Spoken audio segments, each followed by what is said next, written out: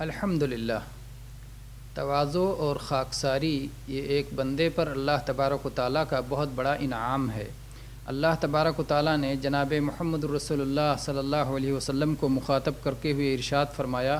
فَبِمَا رَحْمَةٍ مِّنَ اللَّهِ لِنْتَ لَهُمْ وَلَوْ كُنْتَ فَظًّا غَلِيظَ الْقَلْبِ لَانفَضُّوا مِنْ حَوْلِكَ کہ اللہ کی رحمت تھی کہ آپ لوگوں کے لیے نرم تھے، ورنہ اگر آپ سخت خو ہوتے، درست رو ہوتے تو لوگ آپ کے آس پاس سے بکھر جاتے۔ تو یہ اللہ کا انعام تھا اپنے نبی کریم صلی اللہ علیہ وسلم پر،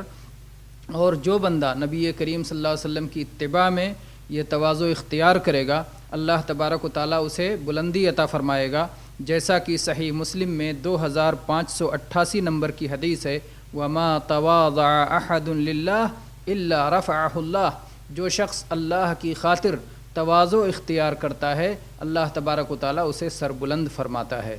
الحمدللہ۔